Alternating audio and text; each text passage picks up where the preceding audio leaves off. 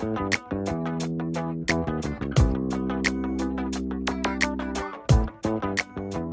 right, I'm here with Travis Hare, who finished at a 49.71 retention rate for the week, which is being at 165% of goal, which is huge. How are you doing, Travis? Excellent. Thank you so much for asking. Okay, now with getting your insights here, we are dying to know, what do you do different from week to week, or what's something you did different last week to kind of help yourself become the top performer? What do you always try to focus on every week? Well, I want to say consistency is certainly number one in my book. You absolutely want to make sure that in every single call you're putting the client's needs before your own. To be perfectly honest, here at Incept, one thing they teach is customer service, and that means that in every single call and in every situation, the client's needs come first. You absolutely want to go out of your way and do for the client. As long as you do that, we've been taught here the right way to go about our job.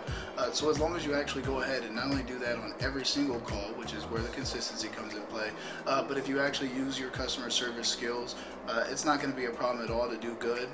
Keep in mind, there's a lot of really great retention agents, so it's not going to be easy to be the top performer every single week.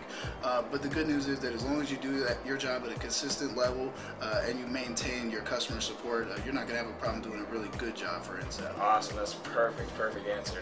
Now, a question I know you probably have hundreds of conversations during the week with our customers. Are there any types of conversations you have you really enjoy with some of the Stamps.com customers, or is there any conversation you remember having, or anything that sticks out of your mind last week with some of the conversations you have? You know, I wouldn't really say that there's one particular call, but I would say my favorite calls are, there's a lot of our clients who just feel frustrated when they call in, and they really aren't calling in because they don't like the service, or they don't like Incept, or they don't like Stamps.com.